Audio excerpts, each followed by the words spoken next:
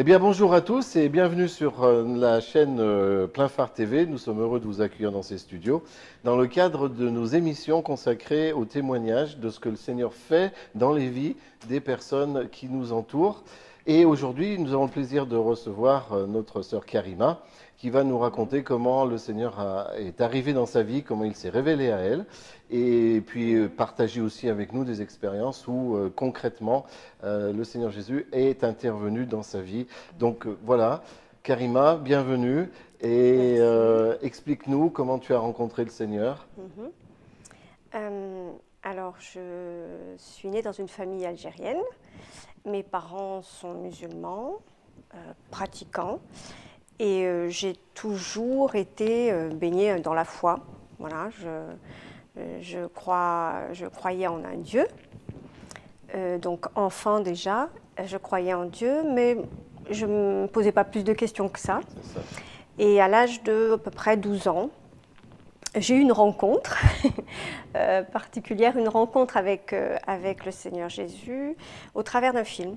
Voilà, c'était dans les années à peu près 80. Donc jusqu'à 12 ans, tu suivais en fait la religion de tes parents, Oui, c'est ça? tout à fait. Voilà. J'avais commencé à pratiquer certaines règles de la religion musulmane. Voilà, ouais. je faisais le ramadan, etc. Mais jamais je n'ai prié par contre. Et je ne me suis D'accord. pas posé plus de questions que ça. C'est ça.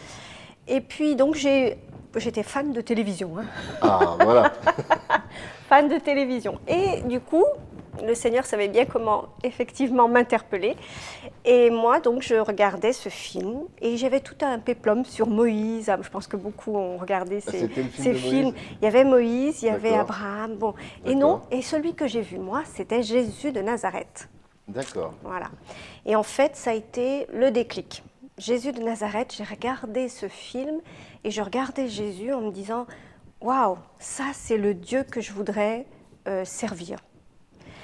À travers la télé, en Simplement. voyant les séances de... Simplement, j'ai été touchée par à la fois l'amour de ce témoignage, la sagesse extraordinaire, et j'étais convaincue.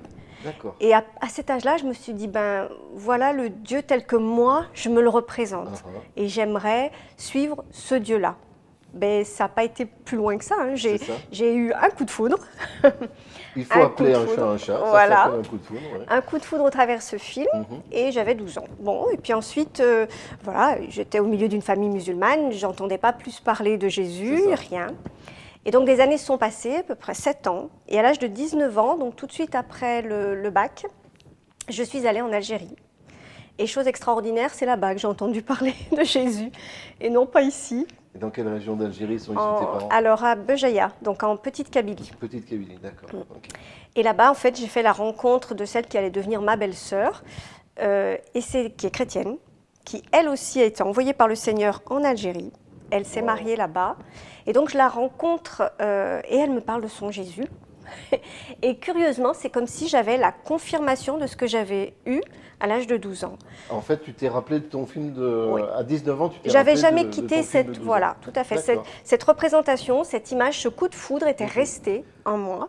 Donc j'avais gardé cette image de ce Jésus extra, enfin merveilleux. Je le trouvais beau, dans tous les sens du terme. Et elle m'en parle. Et ben là, je lui ai dit, ben écoute, c'est curieux, tu me confirmes simplement. Et là, elle m'a demandé si je voulais faire la prière d'acceptation. Donc j'ai accepté Jésus comme mon Seigneur et Sauveur, mais je n'ai pas été baptisée. Donc j'ai seulement su qu'à partir de là, mon Dieu, celui que je priais, celui en qui je croyais, ben, c'était Jésus. C'était Jésus. Voilà. Par contre, je n'ai pas été enseignée. Je suis revenue donc ici avec cette conviction. Les années passant, j'allais régulièrement en Algérie, donc à chaque fois, elle m'apportait un témoignage, des connaissances, mais je ramenais ça avec moi et ça me suffisait pour rester.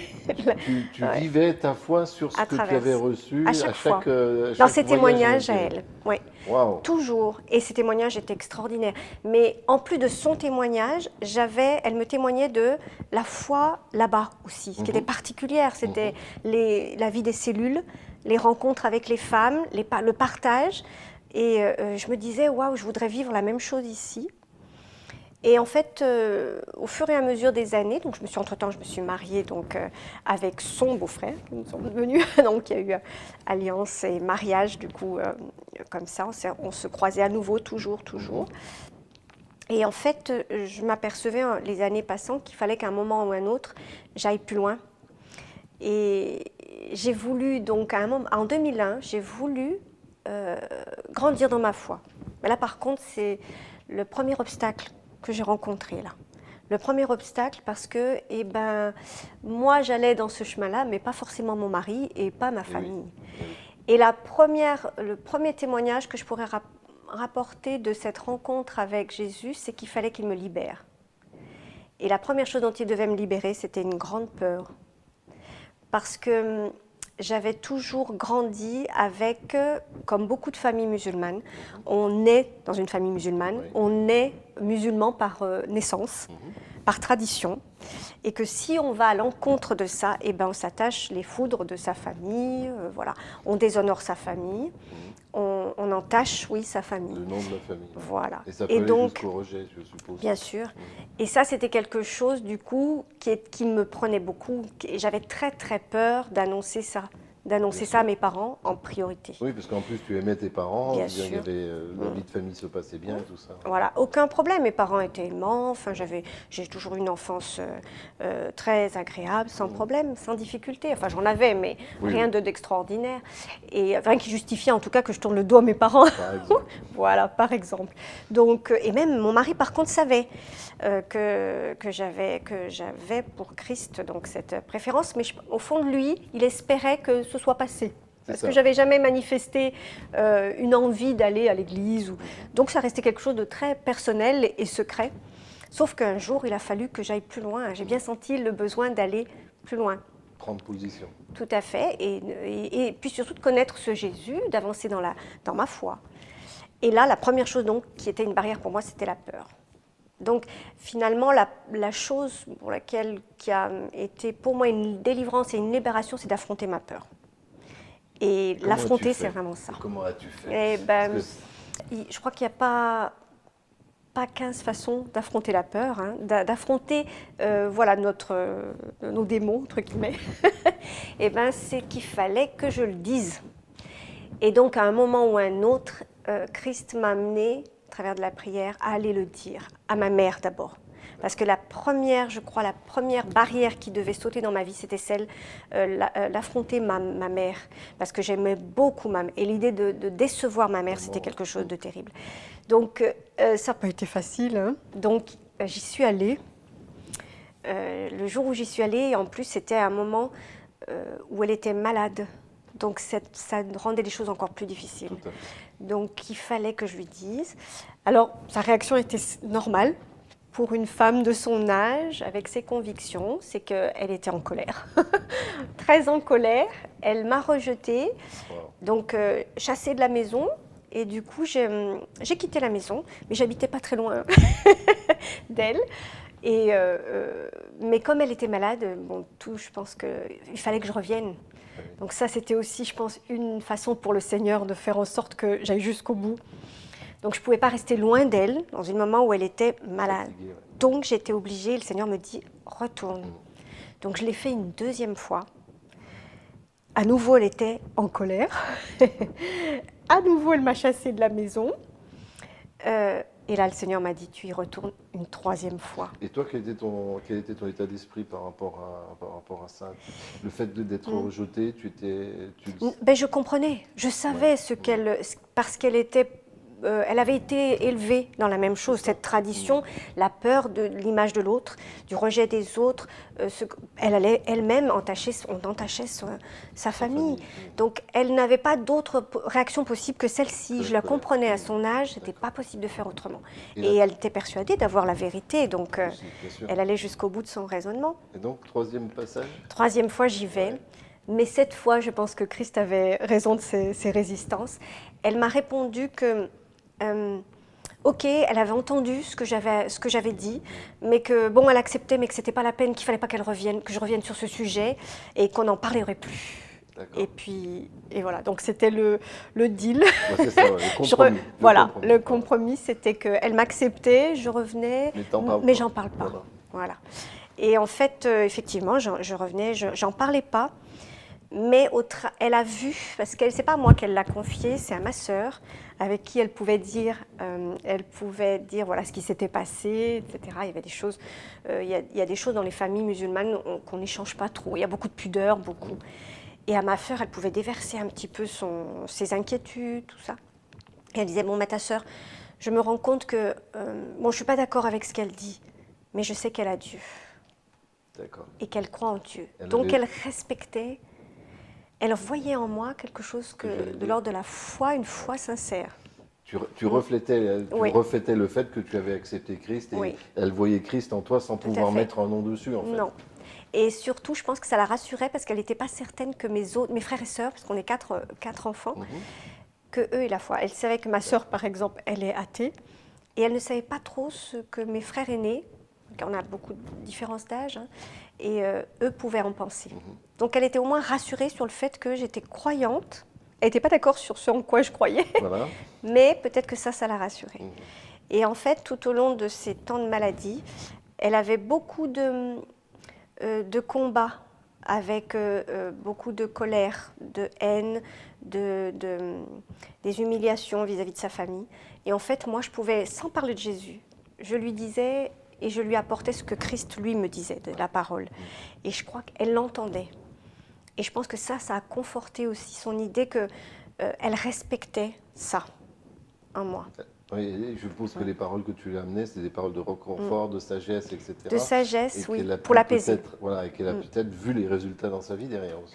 Voilà, alors ça, du coup, je n'ai pas eu le temps d'en discuter, d'aller plus loin, parce qu'effectivement, après la maladie, il l'a emporté, mais je ne sais pas en réalité jusqu'au bout. J'ai tenu parole, mais bon, qu'il ne fallait pas. Mais à ce moment-là, j'étais vraiment jeune dans ma foi. Et voilà. Ok, d'accord. Donc là, c'était la peur. La peur, tu as vaincu ta peur. Oui, ça a commencé par elle. Et ensuite, il fallait que j'affronte ma famille, voilà, le reste. Mais c'était la première victoire. Et je me suis rendu compte que là, c'était possible, mais une fois ne suffisait pas. Donc pour vaincre toutes les peurs, il fallait persévérer. Persévérer pour chacune d'elles. Et j'étais remplie de peur. Alors il y avait celle-ci, mais il y avait aussi la peur de la voiture. Je ne pouvais pas prendre le volant et faire un trajet jusqu'à Lyon, par exemple. C'était compliqué pour moi. Donc j'y allais, mais avec toujours la trouille. Et ça aussi, j'ai pu le vaincre au fur et à mesure. Donc ça a été ça, petit à petit. Peur après peur. Peur après peur. C'était la première chose qu'il fallait que je sois libérée, en fait. Voilà, ça c'est peut-être le premier témoignage que j'accorderais. D'accord. Parce que le Seigneur a fait dans ta vie, t'a libéré de l'ensemble de tes peurs. Oui. Aujourd'hui, tu n'as plus peur de rien. Yes. Voilà. Je n'ai plus. En tout cas, je sais qu'il faut les affronter. C'est ça. Voilà. Et que le courage, ce n'est pas de ne pas avoir peur. Au contraire, et la peur d'ailleurs est un sentiment et même une alerte, une alarme, et qu'on a besoin d'éprouver de la peur, mais qu'on peut les affronter, les vaincre. Celles qui sont en tout cas, qui sont des peurs qui ne viennent pas de Dieu et qui viennent au contraire de l'ennemi pour nous bloquer, pour nous freiner. D'accord. Voilà. Donc les peurs, un premier témoignage de ce que le Seigneur a fait dans ta vie. Eh bien, Karima, merci déjà pour ce témoignage, effectivement, pour peut-être nos téléspectateurs qui ont ce même souci avec des peurs. Écoutez, le Seigneur est une possibilité par laquelle vous pouvez vaincre vos peurs, comme Karima. Et peut-être toi-même, tu aurais un autre conseil à donner à ces personnes qui nous regardent et qui ont soit la même histoire, soit une histoire parallèle ou des mêmes racines et qui aujourd'hui se retrouvent un petit peu dans ta situation. Le premier des témoignages que j'ai reçus à travers le film déjà, c'est l'amour et la sagesse. Pour moi, en tout cas, ça a été ce témoignage d'amour. Et je pense que dans des familles, alors moi je peux parler que moi, des familles musulmanes où cette tradition nous inculque pour nous les femmes d'être très enfermées dans cette peur, quoi qu'il en soit, c'est que voilà, c'est pas une fatalité. Et qu'on ne déshonore pas qui que ce soit en allant jusqu'au bout de ce qu'on pense être la vérité. Ça n'est pas incompatible. qu'on ne va pas blesser, déshonorer, trahir qui que ce soit parce qu'on croit en Jésus. Donc mon conseil, c'est simplement l'espérance. Simplement croire, c'est espérer et c'est pouvoir enfin voir la lumière au bout d'une espèce des ténèbres ou d'oppression. Parce que l'oppression, c'est la première chose par laquelle l'ennemi va venir nous empêcher d'aller jusqu'au bout. C'est important ce que tu dis. Voilà. Et l'espérance, la lumière que Christ nous apporte, c'est ça, il faut s'accrocher à ça. Voilà. Et que rien, aucune situation n'est impossible pour Jésus. D'accord. Voilà. Très bien. Mais Karima, nous te remercions pour ce témoignage. Chers amis, merci de nous avoir écoutés. Vous avez la possibilité, vous aussi, de prendre contact avec nous si vous souhaitez échanger sur votre situation. En bas de l'écran, va apparaître maintenant l'adresse du site www.pleinphare.fr. N'hésitez pas à prendre contact avec nous. Et si, comme notre amie Karima, vous avez des peurs et vous avez des blocages, n'hésitez pas à vous confier entre les mains du Seigneur. Lui seul saura solutionner le problème et vous libérer de ces peurs. En attendant, à très bientôt. Dieu vous bénisse. Merci.